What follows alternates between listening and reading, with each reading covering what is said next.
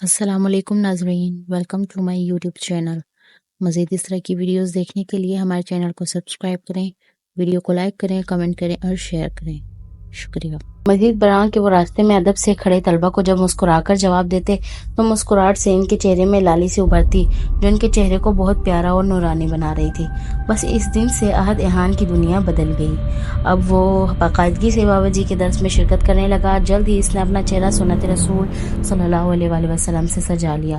خاندان والوں کو بڑھ چڑھ کر مخالفت کے باوجود یونیورسٹی کو خیر بات کہا اور دینی تعلیم حاصل کرنے لگا۔ یونیورسٹی چھوڑنے کے بعد بھی اس نے اپنے دوستوں کو نہیں چھوڑا اور آج بھی وہ اپنے ایک دوست کی شادی میں شرکت کی غرض سے آیا تھا، کیونکہ اس کے دوست کی شدید خواہش تھی کہ اس کا نکاح اس کی جان سے پیارا دوست احد ایحان پڑھائے۔ شادی میں شرکت اور دوستوں کو کافی وقت دینے کے بعد اس نے زاہد بابا جو ان کے ڈرائیور تھے کو چلنے کا اشارہ کیا۔ دوستوں نے رکنے پر احتجاج کیا، لیکن وہ احد ایحان نے کہہ دیا کہ جانا ہے تو بس جانا ہے۔ اوکے جانی مولانا صاحب، پھر کب ملاقات ہوگی؟ ایک دوست نے پوچھا تو اس نے مسکرا کر کہا، جب اللہ تعالیٰ نے چاہا۔ مسکراتے ہوئے کہا، سلام کرتے گھر کی طرف روانہ ہو گئے۔ راستے میں ان کا گزر سرنگ محلے کی طرف سے ہوا۔ جب انہوں نے دیکھا کہ رات کے اندھیرے میں کار کھڑی ہے، ان کے کار کی روشنی جب دوسری کار پر پڑی تو اندر کا منظر واضح تھا۔ ایک 25-26 سالہ لڑکا اور 19 سالہ لڑکی گردن لڑکائے بے ہوش پڑے تھے۔ زاہد بابا نے فوراً ایمبولینس بلائی اور احد ایحان نے اپنے پولیس میں موجود دوست کو پرسنلی کال کر کے بلایا۔ تھوڑی دیر بعد ایمبولینس والے انہیں گاڑی میں ڈالے لے گئے۔ مولانا احد ایحان کے دوست انسپکٹر عمر بھی اپنی بائک میں سوار پہنچ چکے تھے۔ لڑکے کا سیل فون نکال کر اس کے گھر والوں کو کال کی گئی۔ تھوڑی ہی دیر میں وہ سب ہاسپٹل میں موجود تھے۔ کشف کے امی ابو اور بھائی بھی آ گئے تھے۔ انسپکٹر عمر نے پرسنلی ہی سب سے پوچھ گچھ کی۔ مولانا احد ایحان کے کہنے پر انہوں نے رپورٹ درج نہیں کی تھی۔ وہ سب حیران تھے کہ ان کی گاڑی سرنگ محلے کیا کر رہی تھی۔ یہ تو اب ان کے ہوش میں آنے پر ہی پتہ چلنا تھا۔ تقریباً آدھے گھنٹے کے بعد ڈاکٹر باہر آئے۔ سبھی دوڑ کر ڈاکٹر کے ارد گرد جمع ہو گئے۔ ڈاکٹر نے فاخر اور کشف کے گھر والوں کو ایک نظر دیکھا، جن کا رو رو کر برا حال ہوا پڑا تھا۔ ارے ڈاکٹر صاحب، آپ کچھ بتاتے کیوں نہیں؟ فاخر کے بوڑھے والد نے روتے ہوئے کہا، دیکھیں محترم، لڑکی بالکل ٹھیک ہے، بس خوف و صدمے سے بے ہوش ہوئی تھی، ابھی کچھ دیر میں ہوش میں آ جائے گی۔ سب نے سکھ کا سانس لیا۔ اور میرا بیٹا کیسا ہے؟ فاخر کی والدہ نے جلدی سے پوچھا۔ وہ دراصل آپ کے بیٹے کو ہارٹ اٹیک ہوا ہے، ہم اپنی پوری کوشش کر رہے ہیں کہ انشاءاللہ اس کی جان بچانے میں کامیاب رہیں۔ اتنا بول کر ڈاکٹر صاحب ایکسکیوز کرتے آگے بڑھ گئے۔ چپکے سے اس کے والدین کا رو رو کر برا حال تھا۔ ایک ہفتے میں اس کی شادی تھی۔ سب ہی دل سے اس کے لیے دعائیں کرنے لگے۔ سب کی دعائیں رنگ لائیں اور کشف کو ہوش آ گیا۔ اس کے چہرے کا رنگ ابھی بھی زرد تھا۔ وہ آنکھیں اوپر اٹھائے چھت کو گھور رہی تھی۔ اس کی امی اور ابو کمرے میں آئے تو امی کو دیکھتے ہی وہ رونے لگی۔ امی، فاخر بھائی کو مار دیا اس نے۔ امی، ابو، وہ ہچکیاں لے کر رو رہی تھی۔ اس کی امی نے اسے گلے لگا لیا، اسے پیار کرنے لگی۔ ابو نے گلاس سے پانی انڈیل کر اسے دیا، جسے اس نے ایک ہی سانس میں تیزی سے ختم کیا۔ میری بچی، فاخر بھائی ٹھیک ہو جائیں گے، فکر نہیں کرو۔ اس کی امی نے اس کے سر پر بوسہ دیا۔ نہیں امی، وہ کہہ رہا تھا وہ فاخر بھائی کو لینے آیا ہے اور لے کر جائے گا اور پھر میری باری آئے گی۔ اتنا بول کر وہ پھر رو دی۔ کون بیٹا، کس نے کہا تم سے یہ سب؟ ابو، ایک بابا جی نے، کشف نے جواب دیا۔ بابا جی؟ کون سے بابا جی؟ ابو، انہوں نے فاخر بھائی سے کہا کہ مجھے سرنگ محلے چھوڑ دے، اور ابو جب ہم سرنگ محلے پہنچے تو بابا جی سے کہا کہ اتر جائیں۔ کشف اتنا بول کر رونے لگی۔ ابو جی، بابا جی نہیں تھے، لیکن ابو وہ وہیں پر تھے۔ کشف اب ہچکیاں لے کر رو رہی تھی۔ اس کے ابو نہ سمجھی اور پریشانی سے اسے دیکھے گئی۔ اس کی امی کو اس کے پاس چھوڑ کر وہ باہر آ گئے۔ انکل، آپ کی بیٹی نے کچھ بتایا؟ انسپکٹر عمر اور مولانا احد ایحان نے آگے بڑھ کر پوچھا تو کشف کے ابو نے انہیں سب کچھ بتایا جو کشف نے بتایا۔ مولانا احد ایحان ان کی باتیں سن کر چونکے، جبکہ انسپکٹر عمر بھی سوالیہ نظروں سے احد ایحان کی جانب دیکھنے لگے۔ مولانا صاحب، خیر تو ہے؟ انسپکٹر عمر نے کہا۔ اب ان کے دوست پیار سے زیادہ تر اسے مولانا صاحب ہی پکارتے تھے۔ کیا کچھ عجیب ہے اس سب میں پورا واقعہ سننا چاہتا ہوں اس لڑکی کے منہ سے، آخر پتہ تو چلے حقیقت کیا ہے، احد ایحان نے کہا اور کشف کے گھر والوں کی طرف بڑے۔ کشف کی حالت بھی اب پہلے سے بہتر ہو چکی تھی۔ تھوڑی دیر میں کشف اپنے ابو امی کی موجودگی میں احد ایحان کو سارا قصہ سنا رہی تھی۔ کشف، کیا اس سے پہلے بھی کوئی عجیب واقعہ رونما ہوا ہے آپ کی زندگی میں، یا کچھ انہونی جو آپ نے محسوس کی ہو؟ مولانا احد ایحان نے ویسے ہی اس کی ذہنی کیفیت سنبھالنے کے لیے پوچھ لیا، لیکن کشف کے ہاں میں زور سے سر ہلانے پر سب حیرت سے اسے دیکھنے لگے۔ یہ سب اس رات سے شروع ہوا جب میرا ایگزام تھا اور میں پڑھ رہی تھی کہ اچانک رات کے 2 بجے گلی سے آتی ڈھولک کی آواز سنی۔ اور یوں کشف نے مٹھائی کے قصے سے مائرہ کی موت، کالا بلّا اور کاشف کی مری ہوئی سہیلی کا آنا، پھر وہ بابا جی کی سب کچھ مولانا احد ایحان کے گوش گزار دیا اور وہ اس کے امی ابو چپ چاپ سنتے رہے۔ مٹھائی اور کالے بلے کی تصدیق اس کی امی نے بھی کی، کیونکہ مٹھائی تو ان سب نے کھائی تھی، اور کالے بلے کے حملہ کرنے پر کشف کی امی نے کشف کو روتے اور کہتے سنا تھا کہ امی کالے بلے نے میرے ہاتھ پر کاٹ لیا۔ مولانا احد ایحان کچھ پل پرسوچ انداز میں وہیں کھڑے رہے اور پھر انہیں سلام کر کے دوبارہ آنے کا کہہ کر چلے گئے۔ جاتے ہوئے انسپکٹر عمر سے ان کے گھر والوں کا خیال رکھنے کے لیے کہہ گئے۔ وہ سیدھا اپنے بزرگ کی خدمت میں پیش ہوئے۔ وہ اس ذکر کرنے میں مشغول تھے۔ ذکر سے فارغ ہو کر انہوں نے آنکھیں کھولی اور احد ایحان نے فوراً آگے بڑھ کر ان کا ہاتھ چوما، انہیں سلام کیا۔ شفقت سے احد کے سر پر ہاتھ رکھتے ہوئے انہوں نے مسکراتے ہوئے سلام کا جواب دیا۔ پیر اور مرشد احد مسکرایا۔ ارے لڑکے، کہاں کے پیر اور کہاں کے مرشد، ہم بس خاک کی ایک چٹکی ہے ہم میرے بیٹے۔ احد مسکرایا، وہ جانتا تھا بابا جی یہی جواب دیں گے۔ یقیناً آپ پہلے سے جانتے ہیں میں یہاں کیوں حاضر ہوا ہوں۔ بیٹا، اللہ کی ذات واحد و یکتا اور سب سے عظیم ہے۔ احد نے ادب سے آنکھیں نیچے کی۔ بے شک ایک مسلمان طالب علم کے لیے یہ بہتر ہے کہ وہ اپنے مسلمان معلم کے سامنے نگاہیں نیچی رکھے۔ کچھ پل بابا جی خاموش رہے، پھر گویا ہوئے، بیٹا، ایک شریر جنی اس لڑکی کے سر پر منڈلا رہی ہے۔ آپ کو پتہ ہے میرے بیٹے، جس طرح کچھ انسان شریر ہوتے ہیں، حسد، بغض اور کینہ رکھتے ہیں، دوسروں کو بلا وجہ نقصان پہنچاتے ہیں، ایسے ہی کچھ قسمیں جنات میں بھی پائی جاتی ہیں۔ انسان کو روتا چیختا چلاتا دیکھنا ان کی من پسند موسیقی ہوتی ہے۔ اس رات بھی ایک شریر جنی ہی اس لڑکی کے گھر میں داخل ہوئی۔ میرے بیٹے، میری بات دھیان سے سنو۔ اس لڑکی کے گھر والوں سے مٹھائی کی پوٹلی دریافت کرو۔ اگر یہ ابھی بھی ان کے پاس ہے تو یہ ہمارے لیے خوشائن بات ہے اور ہمارا کام آسان ہوگا انشاءاللہ۔ انشاءاللہ۔ مولانا احد ایحان نے بھی نظر بدستور جھکائے دھیرے سے کہا، دیر مت کرو میرے بچے، اور ہاں، اس بیٹے کی جان بخشی نہیں ہوئی، بے شک موت کا وقت مقرر ہے، لیکن کوشش کرنا ہمارا فرض ہے۔ آپ کو میں کچھ کلمات سکھاتا ہوں، آپ یہ مریض کے پاس بیٹھ کر مسلسل پڑھو گے، اور ہاں، وہ جنی اس کی جان لینے دوبارہ آئے گی، اور یہ بھی ممکن ہے تب تک مریض ہوش میں آئے اور جنی کا اگلا وار سہ نہ پائے۔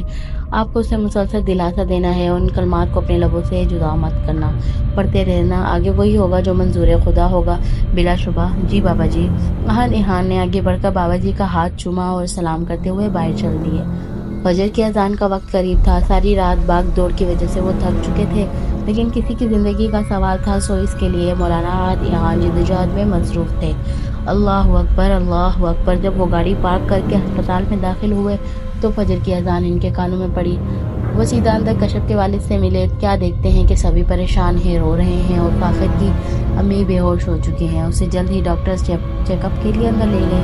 مولانا صاحب، ہماری مدد کریں، ہمارے بچے کو بچا لیں۔ فاخر کے والد احد ایحان کو اندر آتے دیکھ کر گڑ گڑائے، استغفر اللہ میرے محترم بزرگ، بے شک شفا دینے والی ذات اللہ تبارک و تعالیٰ کی ہے، انشاءاللہ ٹھیک ہو جائے گا، بگڑا کام ضرور بنے گا، آپ پریشان نہیں ہوں۔ انہیں دلاسا دے کر وہ کشف کے ابو سے پوٹلی کے متعلق پوچھنے لگے۔ کشف کے ابو نے اس کی امی سے پوچھا تو انہوں نے کہا کہ وہ اس قدر خوبصورت ملائم کپڑے سے بنی پوٹلی تھی کہ ان کا پھینکنے کا دل ہی نہیں کیا۔ وہ اب بھی گھر میں موجود ہے۔ چونکہ کشف بہتر تھی اور ویسے بھی ہسپتال والوں نے اسے ڈسچارج کر دیا تھا، تو کشف امی اور بھائی کے ساتھ گھر آ گئی اور اس کے ابو فاخر کے گھر والوں کے ساتھ ہاسپٹل ہی رک گئے۔ احد ایحان بھی فجر کی نماز ادا کرنے چل دیے۔ کشف کے بھائی کو ہدایت کی کہ وہ انہیں گھر چھوڑ کر پوٹلی لیے فوراً اسپتال آ جائے۔ یہ کہہ کر وہ آگے بڑھے۔ اچانک کوئی اہم بات ذہن میں آتے ہی وہ پلٹے اور اس کے بھائی کو پکارا، سنو، کشف سے کہنا تنہا اوپر مت جائے۔ نماز سے فارغ ہو کر آئے تو کیا دیکھتے ہیں کہ سب کے چہرے پریشانی اور غصے سے سرخ ہوئے ہیں۔ وہ آگے بڑھے اور فاخر کے والد سے پوچھنے لگے تو انہوں نے کچھ پل سامنے وارڈ کی طرف دیکھا جہاں ان کی بیوی بے ہوش پڑی تھی، اور پھر بولے، بس بیٹا، یہ دنیا کسی کی نہیں ہے، برے وقتوں میں ہی لوگوں کی پہچان ہوتی ہے۔ لیکن انکل، ہوا کیا ہے؟ فاخر کی پسند سے طے شدہ شادی کا انکار لے کر آئے تھے آج۔ لڑکی والے کہنے لگے تمہارے بیٹے پر سایہ ہو ہے اور تمہارا بیٹا بیمار ہے، ہم اپنی بیٹی ایسی جگہ ہرگز نہیں بیائیں گے۔ میں اپنے بیٹے کی خاطر ان کے گھر گیا، اپنی ہونے والی بہو سے ملا، لیکن بیٹا، سب کے تیور ہی بدلے ہوئے ہیں۔ اللہ بس میرے بچے کو زندگی اور عافیت دے، آمین۔ احد نے مختصر کہا۔ اتنے میں کشف کا بھائی بھی پوٹلی اٹھائے وہاں موجود تھا۔ وہ سوچ ہی رہا تھا کہ پہلے بابا جی ابو جانا عثمانی کو یہ پوٹلی تھما دے، پھر وہ فاخر کے پاس بیٹھ کر کلمات پڑھے گا، لیکن کیا دیکھتا ہے وہ لاٹھی ٹیکتے اپنی عزمی مسکراہٹ کے ساتھ دھیرے دھیرے چلے آ رہے ہیں۔ وہ نے دیکھ کر بے اختیار مسکرایا اور آگے بڑھ کر ان کا ہاتھ تھام لیا۔ میرے بیٹے آپ وہی کرو جو میں نے بتایا آپ کو، یہ پوٹلی مجھے دو، بلکہ رکو، مجھے پہلے مریض کے کمرے میں لے چلو۔ جی حضرت احدیان نے کہا اور ان کے ہاتھ تھامے فاخر کے کمرے میں چل دیا۔ فاخر بے سود لیٹا تھا، کئی تاریں اس کے سینے سے جڑی اور قریب بھی بڑی بڑی سی مشین سے جڑی تھی۔ ایک ہی رات میں اس کی آنکھوں کے گرد سیاہ ہلکے چھانے لگے۔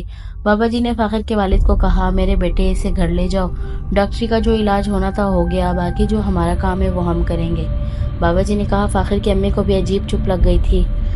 فاخر کے گھر والوں نے تھوڑی رکاوٹ ڈالنے کی کوشش کی، لیکن فاخر کے والد صاحب کے سختی سے حکم پر وہ اپنی ذمہ داری پر سرٹیفکیٹ بنائے فاخر کو گھر لے آئے۔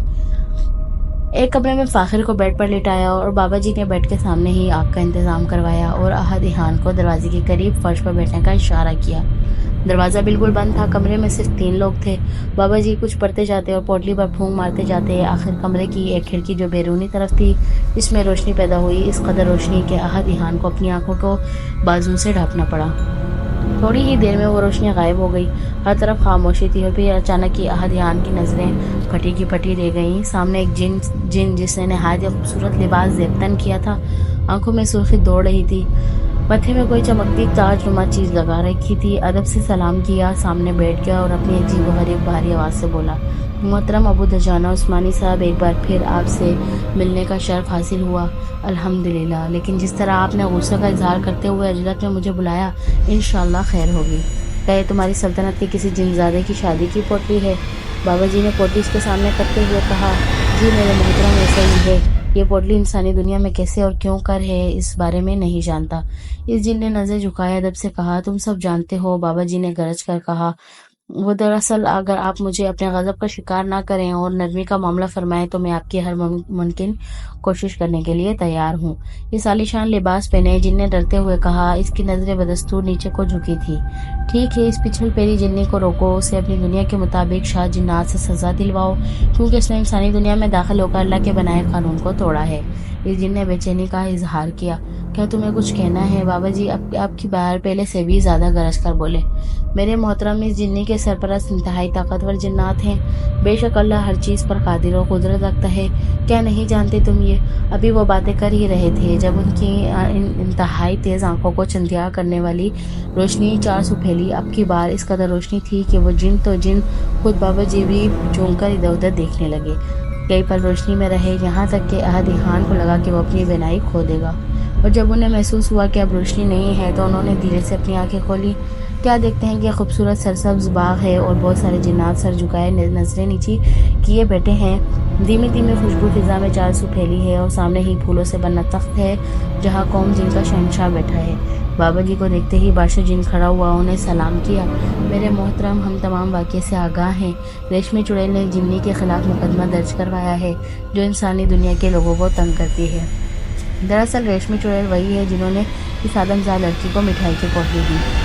تھوڑی ہی دیر میں فضا سے بلند ہوتا ہوا دھواں نیچے کو آیا، اور جب دھند چھٹی تو ایک انتہائی کریہ چہرے کی جنی، اس کے ہاتھ آگ کے شعلوں سے بندھے تھے، زمین پر پڑی تھی۔ اس کے آنے کی دیر تھی کہ اس کے سرپرست جن بھی آ پہنچے اور آتے ہی مقابلہ کرنے لگے۔ بادشاہ جن کے وزیر سے کچھ دیر جادوئی مقابلہ جاری رہا اور جلد ہی وہ جل کر خاکستر ہو گئے۔ وہ جنی چلائی، لیکن اس کے مقدمے کا فیصلہ باقی تھا۔ بادشاہ جن نے محترم بابا سے معافی مانگی اور عہد کیا کہ آئندہ اس معاملے میں کوتاہی نہیں کرے گی۔ ایک جن آگے بڑھا اور بادشاہ جن کی تعظیم کے بعد بولا، آقا، اس دن میری ہی بارات تھی جو میری ہونے والی بیوی کے سسر کی اچانک ناگہانی وفات سے ملتوی ہو گئی۔ اب یہ بارات 2 دن بعد رکھی ہے۔ آپ کی اجازت سے میں محترم بزرگ اور ان کے ساتھ درویش صفت انسان کو دعوت دینا چاہتا ہوں۔ بادشاہ نے خوشی سے اجازت دے دی۔ کچھ ہی پل بعد خوابوں کی دنیا دھیرے دھیرے غائب ہونے لگی۔